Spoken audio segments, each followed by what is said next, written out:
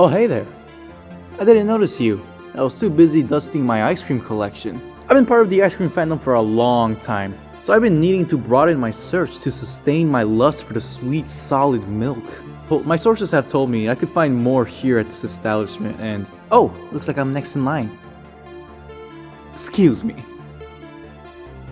A few moments later. You really think this apparition of a substitute teacher is a good alternative? It's only a minor ingredient change. I don't care if sugar committed adultery on milk. Why should it be my problem? Look, sir, I don't see the problem here. They're basically the same thing. They're both cold and they give me diarrhea. Well, at this point, you might as well shove shredded ice down my throat. Okay, well, do you want it or not? Okay. What happens when something becomes successful through effort, ingenuity, integrity, passion, and standards? Well, you can't let something as insignificant as your soul get in the way of making money. Cause what's better than getting more of something you like, but it's not quite that something you know. It's only something familiar, but something changed, cause that something isn't worth the risk of being something more than the sum of its parts. Dignity? Kirby's Pinball Land, not exactly recognized as an official country yet, is the first in line of many spin-offs for this series.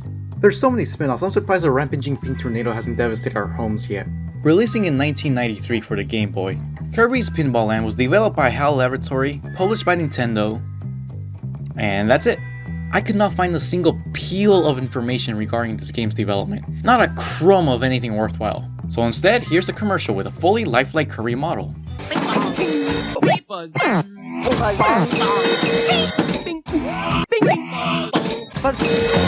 And a bunch of kids going through what can only assume are aneurysms from trying to impress their crush from across the classroom. And who could blame them? If I had to exist in the same corporeal plane of existence as this black market stress ball, I wouldn't be all there in the head either. At least it bears better than the UK commercial, where they literally tempt Kirby to commit vor. Onto the game itself. If you're expecting a compelling story with deep character depth, the heck's wrong with you? It's just Kirby's Pinball Land. Though, to be fair, it does bring into mind one of the oldest philosophical questions ever asked. How the hell do you make this into this and shove it into this? The same way I shove human bones into the frozen yogurt machine. Just grind it into the right shape. That's too much calcium for me! They were vegans. Oh, thank God. Essentially, what Kirby did was chop a full-length pinball machine into 3 parts. And most of the gameplay is you trying to make your way to the top without losing your patience. Honestly, for Game Boy, this ain't half bad. You have 3 stages in total, with Kirby enemies making up most of the bumpers. There's a lot of creative use of mechanics here. At least as creative as a pinball machine can be. I mean, check it out. You can use what are healing items from other Kirby games as little buffers to keep your ball from falling. How sweet is that? And with how easy it is to mess up, you better get as many items as you can, god damn it! Okay, so your main goal is to reach the 3rd floor, and you do that by essentially climbing through these levels by launching Kirby through these little holes on top. And get this, the main way of doing that is by filling out some absurd stipulations to trigger little events that help you progress. So the main bulk of the game is you trying your damn hardest to hit some teensy, often moving targets enough times for a chance to move on. And I'm not sure if you're aware, but pinball games aren't known for their masterclass level of control. Oh yeah, and sometimes these events don't last forever, so you miss your chance and oh no, back to the depths of grinder for you. Okay. I know I'm making Kirby's Pinball Land out to be some Dark Souls of pinball games, but it really isn't that bad. Sure, it's easy to lose some of your progress, but pinball games aren't about going on a long, grand adventure. They're just something to fiddle with every now and then. So just be patient, everything has a time and place in your life. Your soul and heart will always have a spot for Kirby, and Kirby always has holes for you too. Once you fall down into... But hey, even the revival system has a nice Kirby flair. You time the paddle just right, and if you're lucky, you can even go all the way straight to the top. Only for you to fall all the way down again. You can also tilt, for whatever that is worth. Tilting is useful. Sometimes these machines get clogged up. Please tell me it's with yogurt. Once you make it to the top, fill out some more clever requirements, and you get a chance to face off against bosses. Freaking boss battles in a pinball game. Say what you will, but Kirby never has any shortages of creativity.